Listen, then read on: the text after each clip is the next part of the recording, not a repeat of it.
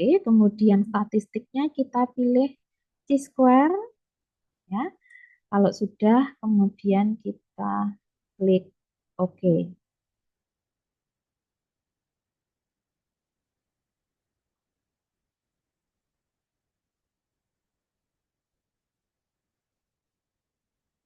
Ya, jadi total sampel kita ada 200 ya.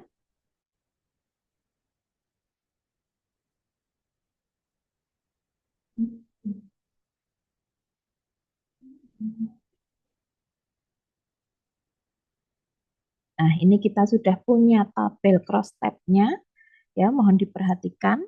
Jadi yang perilaku merokok, kemudian CA parunya positif itu sebanyak 17 ya. Ini adalah frekuensi atau hasil observasinya, sedangkan expected account-nya adalah 14,7 ya. Kemudian untuk yang merokok tidak CA atau penyakitnya negatif sebanyak 88 dengan expected account itu sebanyak atau nilainya 90,3 dan seterusnya ya. Nah, sekarang kita akan melihat tadi yang saya sampaikan bahwa di tabel chi-square di bawahnya ini kan muncul tabel chi-square. Kita harus membaca syaratnya dulu ya. Di sini ada syarat chi-square yang harus kita baca. Mohon diperhatikan ya, di bawahnya tabel ini ada syarat ya. Kalau mau mengetahui syarat chi-square-nya ada di mana? Nah, ini di bawah tabel chi-square ini merupakan syarat dari chi-square yang harus kita baca sebelum kita membaca tabel chi-square-nya. Ya, di sini disebutkan 0 sel memiliki expected account kurang dari 5. Ya, artinya apa? Tidak ada sel yang expected account-nya kurang dari 5. Dan syarat yang pertama, tidak ada sel yang expected account-nya kurang dari 1 atau 0.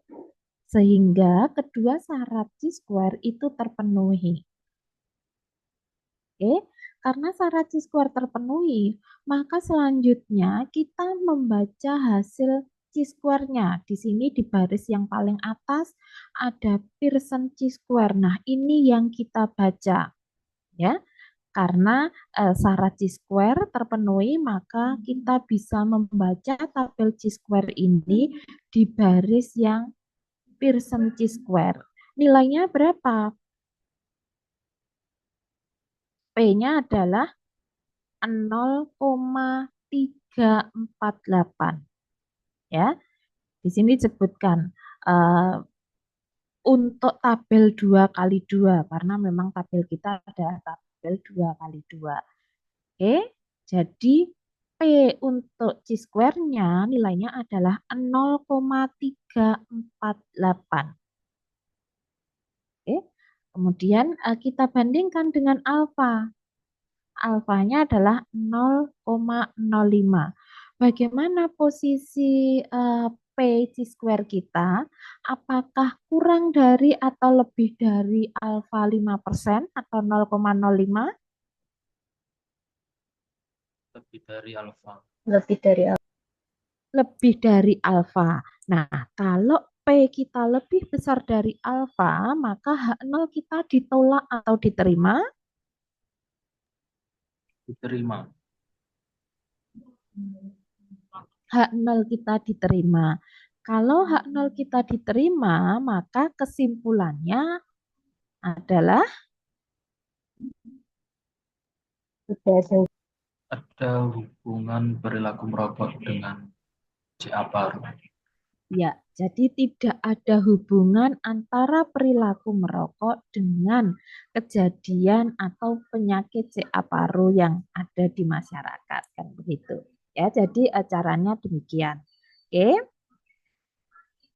Kemudian sebentar, kalau nanti misalnya syarat chi-square-nya ini tidak terpenuhi, misalnya ini ada 25% sel yang memiliki expected account kurang dari 5. maka kan tidak memenuhi syarat diuji dengan C-square. Maka yang dibaca itu adalah di sini. Di sini ada baris Fisher eksak, ya, yang dibaca Fisher eksaknya ini. Jika syarat C-square-nya ini tidak terpenuhi. Oke, sekarang kembali lagi ke materi ini, kita memiliki masih punya satu soal latihan, ya. Nah ini, seorang peneliti ingin mengetahui apakah ada hubungan antara tingkat ekonomi dengan kadar kolesterol, ya. Nah, kita akan menguji apakah set data yang kita miliki ini bisa diuji dengan C-square atau pakai alternatifnya. Oke, sekarang silahkan diinputkan dulu datanya.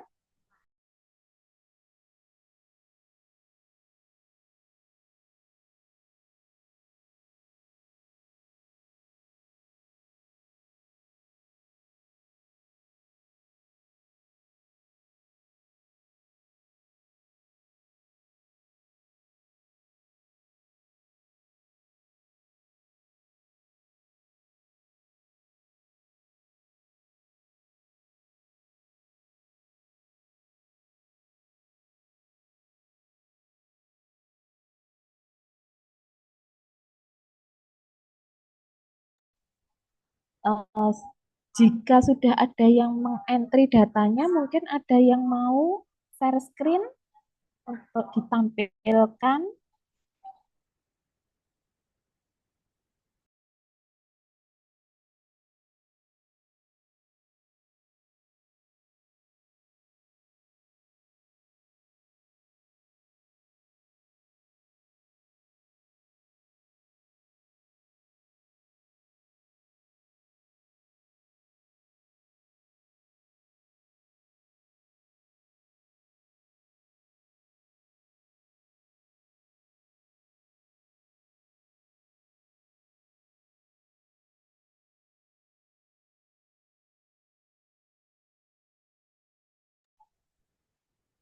Silakan jika ada yang mau share screen untuk menunjukkan uji yang dilakukan.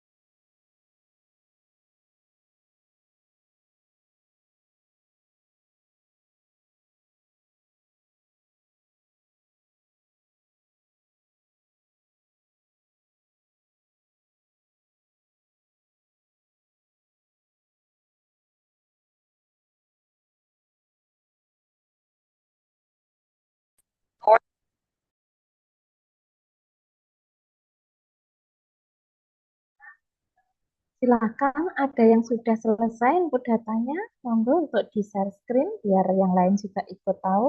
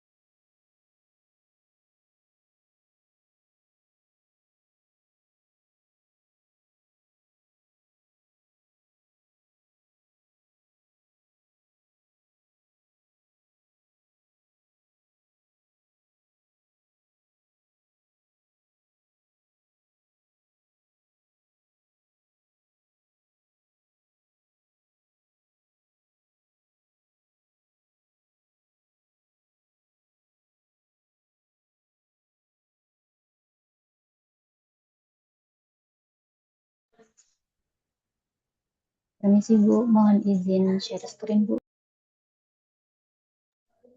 Ya, silakan.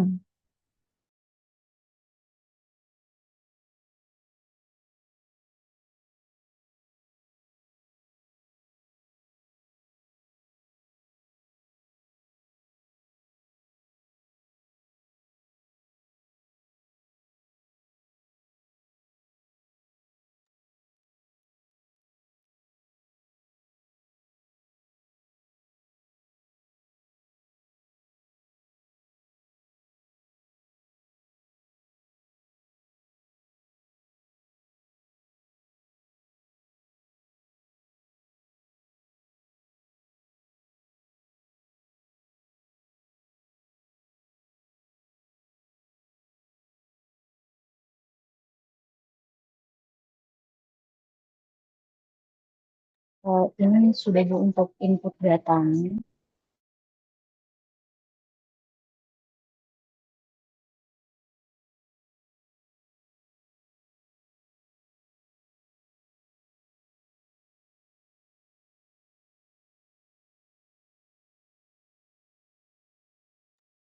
Selanjutnya untuk analysis-nya Bu.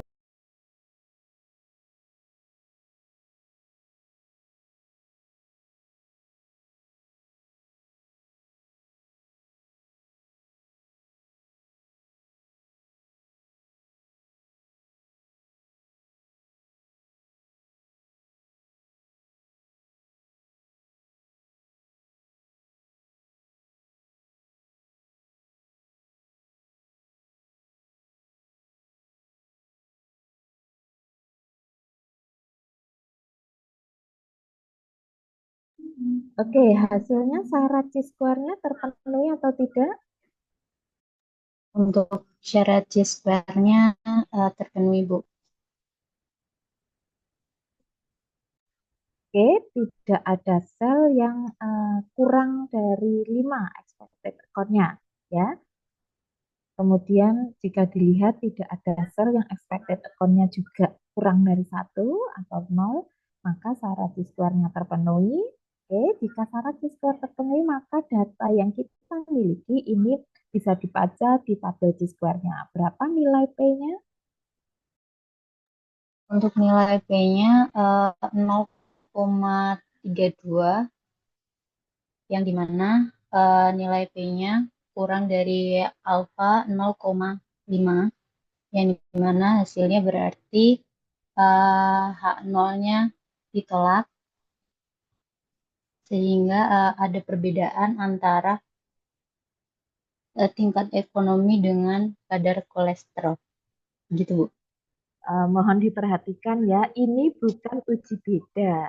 Hati-hati, tadi yang saya sampaikan ini adalah Oke. uji hubungan, kan gitu. Ya, sehingga di sini bisa disimpulkan bahwa karena hak nolnya diterima ya hak nolnya. Eh, iya, diterima hak nolnya. Ditolak, Bu. Ditolak, Bu. Lebih Oke, kecil. karena iya, karena P-nya kurang dari atau lebih kecil dari alfa 0,05, maka hak nolnya ditolak, sehingga kesimpulannya adalah ada hubungan, ya, ada hubungan antara tingkat ekonomi dengan kadar kolesterol. Ingat ya, ini bukan uji beda, maka kita tidak bisa mengatakan ini ada perbedaan atau tidak, tetapi ini adalah uji hubungan, ya. Oke, baik, bagus sekali ya. Bisa ya, sulit, bisa dipahami. Nah, Bu. ya, kalau dilihat di sini di tabel C-square-nya, karena tabel ini bukan tabel 2 kali 2, ya, bukan tabel 2 kali 2, maka eh, bentar ya, maka C-square-nya fisurnya tidak muncul kan gitu. Yang diuji yang tadi yang pertama saya tunjukkan karena tabelnya, nah ini ya, karena tabelnya tabel 2 kali 2, maka eh, di row-nya di bawahnya C-square itu kan ada visor eksak. Jadi kalau eh, syarat C-square-nya tidak terpenuhi, maka otomatis yang dibaca adalah uji visor eksaknya kan gitu. Kemudian bisa turun karena yang soal kedua itu bukan tabel 2 kali 2, tapi tabel 3 kali 2, ya, 3 baris 2 kolom kan gitu. Karena tabel 3 kali 2, maka visor ya visor eksaknya tidak muncul, karena kalau nanti C-square-nya ini tidak terpenuhi, maka datanya itu tidak bisa diuji dengan uji visor, tetapi diuji menggunakan uji Kolmogorov. Ya, oke. Untuk sekalian ya, mumpung share screen, kalau coba dilihat di data. Nah, coba diklik di analyze. Kalau nanti masuk ke Kolmogorov, ya, oke, masuknya ke non parametrik.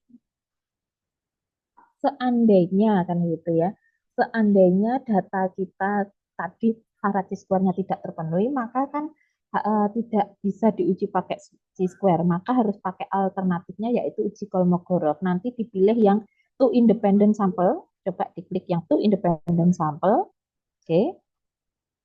Nah, di sini ada Kolmogorov, sama prosesnya seperti Mann-Whitney. Kemarin kita sudah mencoba menguji dengan Mann-Whitney kan, ya, maka nanti yang diaktifkan tes tipenya, tes type-nya itu bukan Mann-Whitney tetapi ke Kolmogorov-nya. Ya, caranya sama.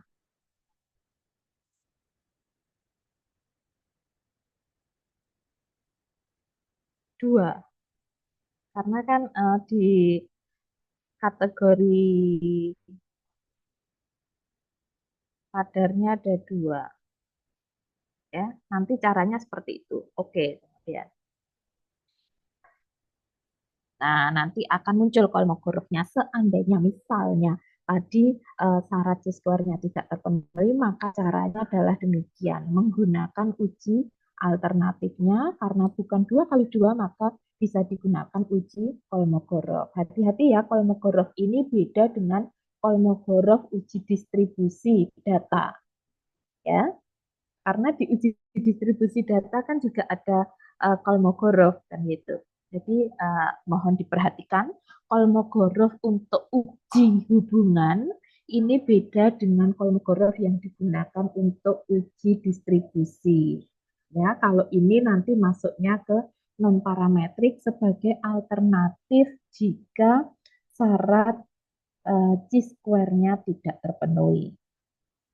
Oke, coba uh, kembali lagi ke data,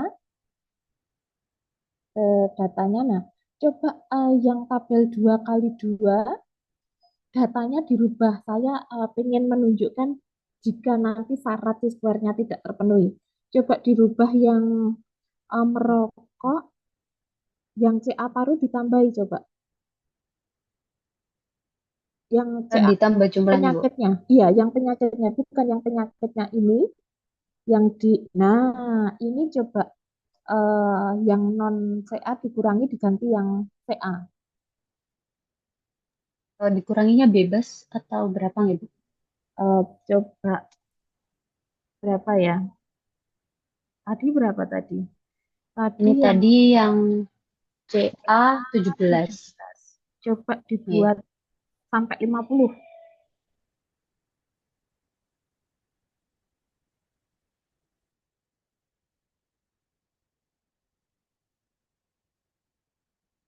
udah, Bu. Ya, kalau sudah coba dianalisis. Masih terpenuhi enggak syarat parametrik, syarat C-square-nya?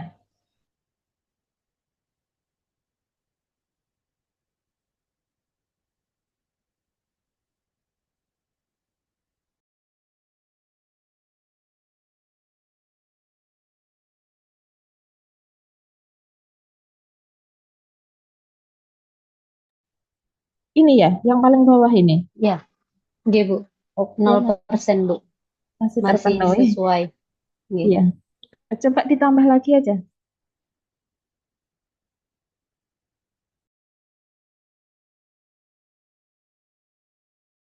Untuk CA-nya nih, Bu, ditambahin lagi.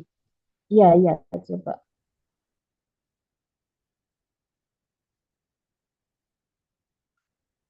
Oke, coba cukup dulu dianalisis.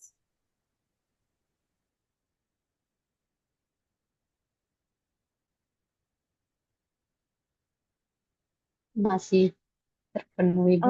Yang tidak merokok, coba. Yang tidak merokok juga Ah, ditambah. iya. Yang tidak merokok, yang CA-nya ditambahi sampai 50. Coba.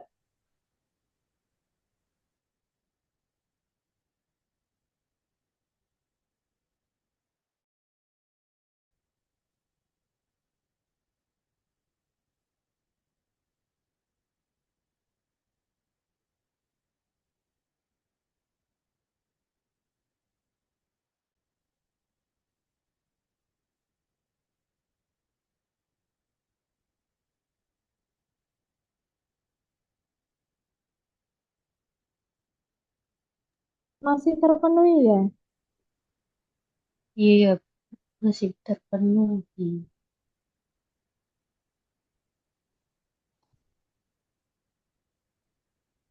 Coba ditambah lagi. Coba di ini, yang merokok, yang merokok ditambah. Yang non non CA disisakan 10 aja yang Ah, iya. tidak merokok.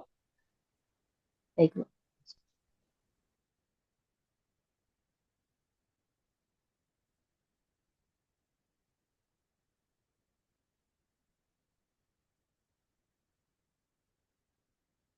Untuk yang tidak merokoknya tetap nih, Bu. Iya, dibuat tetap aja coba. gitu.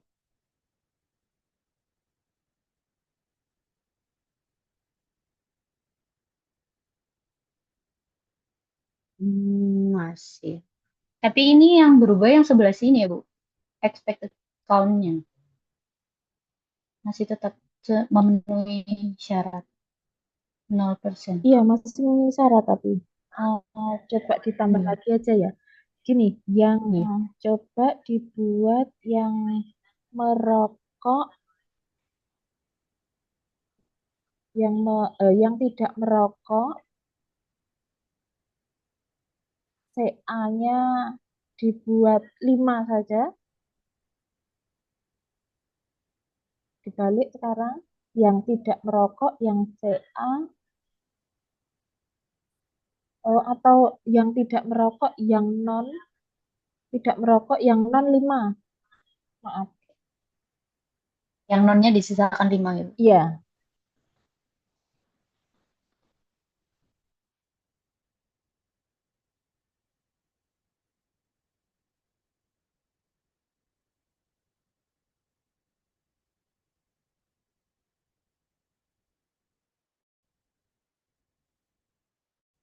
masih terpenuhi ya.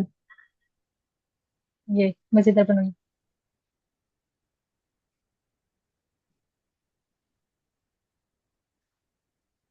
Atau dibuat saja yang tidak merokok, yang non, dibuat, sisakan lagi tinggal 2.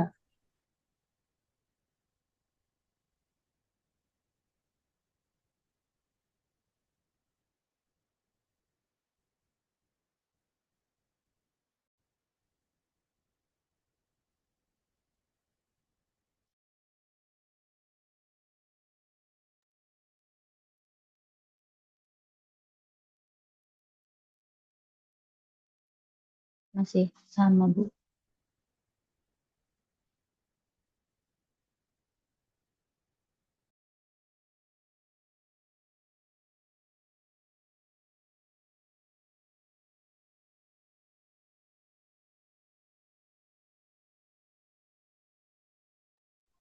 Disisahkan 1 coba. Yang tidak merokoknya nih, Bu. Iya,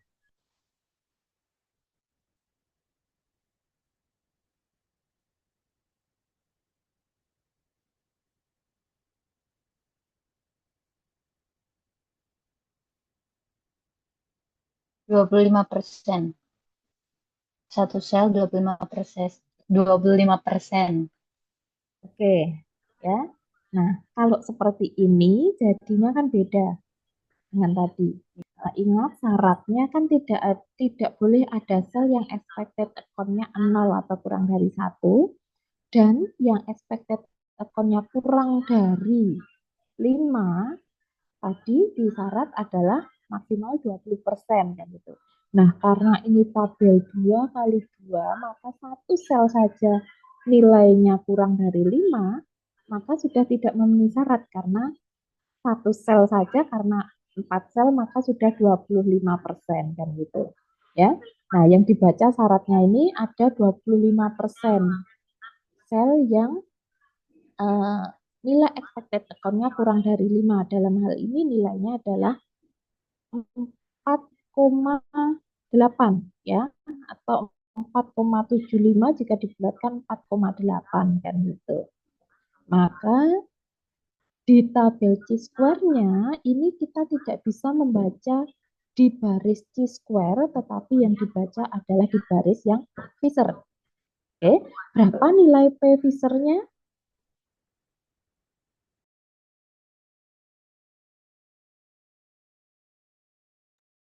Permisi, Bu. Ini yang sebelah kiri atau yang kanan ya? Yang Nah, two tile. yang dibaca harus yang total, yang 2 sisi. Berapa nilainya? 0, Untuk nilai P-nya 0,02.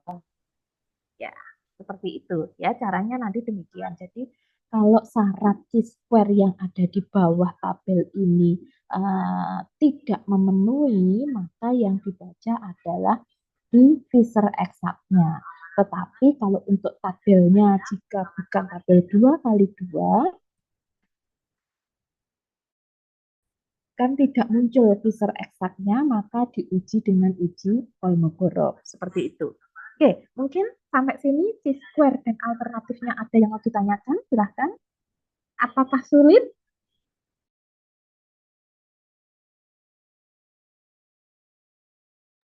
Sulit nggak? Enggak. Enggak ya. Belum. Jadi sebenarnya kalau kita paham, maka kita akan menganggap ini tidak akan sulit. Caranya adalah demikian tadi ya. Yang sulit itu mungkin yang dianggap sulit itu adalah menentukan data saya ini diuji dengan uji apa. Itu biasanya yang membuat sering sekali salah kan gitu ya. Tetapi kembali lagi kalau untuk memilih uji apa yang digunakan, kita ada beberapa langkah yang harus dilalui ya. Mulai dari melihat jenis hipotesisnya, kemudian skala datanya, jumlah kelompoknya, berpasangan atau tidak dan sebagainya itu harus dilihat sehingga nanti kita bisa menentukan uji hipotesis mana yang tepat untuk data yang kita miliki gitu. Kemudian jika sudah memilih uji hipotesis yang tepat, maka harus diperiksa syarat uji tersebut. Kalau nanti uji yang dipilih adalah kelompok parametrik, maka syarat parametriknya harus diperiksa dulu apakah terpenuhi. Jika terpenuhi bisa lanjut, sedangkan jika tidak terpenuhi maka pakai alternatifnya. Sedangkan jika uji yang digunakan adalah uji Chi-square dan sebagainya, maka syarat ujinya harus dilihat. Jika terpenuhi, maka bisa digunakan uji yang dipilih. Jika tidak, maka harus menggunakan uji alternatif sebagai pengganti karena syarat uji yang dipilih tidak terpenuhi. Seperti itu. Ya. Oke, silakan jika ada yang mau ditanyakan atau disampaikan. Izin stop share dulu nih, Bu. Iya, ya silakan. Ada yang mau ditanyakan atau disampaikan terkait dengan uji sampai sekarang kita sudah menguji beberapa uji hipotesis ya. Mulai dari uji beda kita ada uji T untuk dua kelompok ya, baik berpasangan maupun tidak berpasangan. Kemudian yang lebih dari dua kelompok kita sudah menguji menggunakan uji ANOVA ya, one way ANOVA dengan berbagai alternatifnya. Kemudian kita menguji data kategorik ya, karena ini data kategorik dengan Chi-square dan alternatifnya. Semoga semakin banyak yang dipelajari, uji hipotesisnya tidak semakin lupa seperti itu ya. Oke, silahkan jika ada yang mau disampaikan. Permisi Bu, mau tanya Bu. Ya, silahkan. Bagaimana? Kalau di uji Chi-square ini tuh apakah misalkan tadi yang contoh soal perilaku merokok sama tidak merokok gitu. Kan H0-nya tadi kan diterima lebih dari alfa. Kemudian kesimpulannya kan tadi itu tidak ada hubungan antara perilaku merokok dengan kejadian CA paru. Jadi kesimpulannya itu beda sama kayak yang uji perbedaan gitu. Jadi misalkan kalau H0-nya diterima itu kesimpulannya tidak ada hubungan, kalau H0-nya ditolak berarti ada hubungan. Apakah begitu, Bu? Sebentar. Kembali lagi. Mohon maaf ya kalau tadi ternyata salah. Begini, prinsipnya H0 itu bunyinya selalu tidak ada. Kan gitu. Tidak ada beda, tidak ada hubungan, tidak ada pengaruh, itu adalah H0. Ya. Sedangkan H1 atau H alternatif itu bunyinya selalu ada. Ada perbedaan, ada hubungan, ada pengaruh, ada korelasi. Itu adalah H1 atau HA, H alternatif atau hipotesis kerja dan gitu. Sehingga kalau H0 ditolak, ya, H0 ditolak, maka sama dengan H alternatif atau H1 kan yang diterima. Ya. Kalau H1 yang diterima, maka kesimpulannya apa? Kita lihat kembali hipotesis A-nya bunyinya bagaimana? Bunyinya Tidak. selalu hipotesis alternatif bunyinya selalu ada. Ya. Ada perbedaan, ada hubungan, ada pengaruh, ada korelasi. Sebentar ya.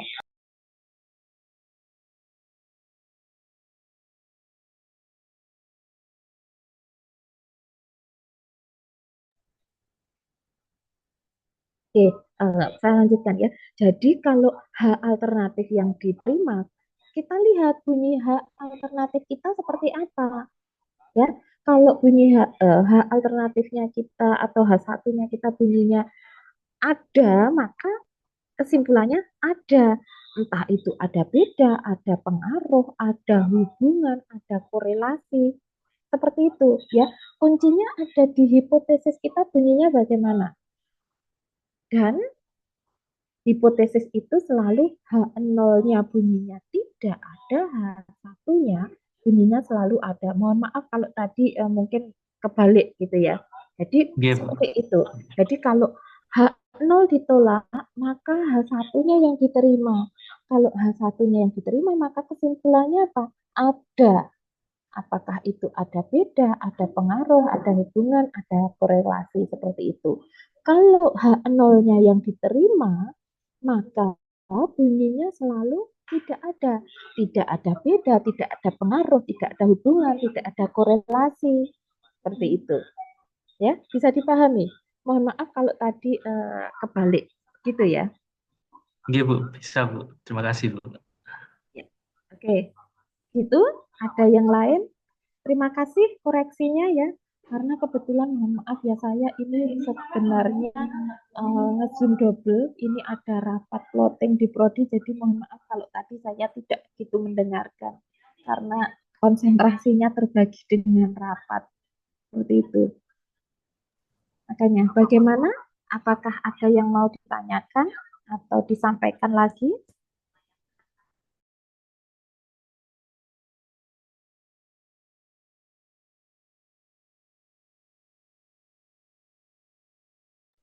Jika tidak, mohon maaf ya, saya mohon izin untuk mengakhiri karena saya mau di rapat prodi karena sekarang sudah sesi diskusi di rapat prodinya. Ya, jadi sekali lagi kita sudah mempelajari sepertiga paling enggak lebih dari sepertiga 2/3 dari uji-uji hipotesis di kelompok uji bivariat ya. Kita sudah uji beda, uji hubungan, kita yang belum adalah uji korelasi di uji bivariat, sehingga semakin banyak, jangan sampai semakin lupa, jangan bingung karena masing-masing uji bisa jadi entry datanya, pilih di analyze-nya juga berbeda. Makanya mohon ya diperhatikan kalau ini tadi direkam nanti bisa diulangi kembali sehingga kalau tambah lagi uji hipotesis yang dipelajari tidak akan semakin lupa dengan uji-uji yang sudah dipelajari sebelumnya. Ya, demikian. Oke, semoga bisa dipahami dan mohon maaf jika tadi ada sedikit kesalahan ya. Ingat bahwa hipotesis itu untuk hipotesis 0 bunyinya selalu tidak ada dan hipotesis 1 atau hipotesis alternatif bunyinya selalu ada. Dan yang kita uji kalau di statistik itu selalu hipotesis 0. Maka keputusannya adalah menolak atau gagal menolak hipotesis 0 kan gitu ya. Atau menolak atau menerima hipotesis 0. Jika hipotesis 0 ditolak, maka kesimpulannya pasti hipotesis 1. Kalau hipotesis 0 diterima, maka kesimpulannya pasti hipotesis 0 tersebut. Gitu ya. Jadi demikian yang bisa saya sampaikan. Mohon maaf karena saya hari ini nge-zoom double dengan rapat plotting prodi untuk semester depan. Jadi mohon izin saya untuk mengakhiri diskusi pada pagi hari ini. Sekali lagi semoga bisa dipahami. Terima kasih. Selamat pagi. Wassalamualaikum.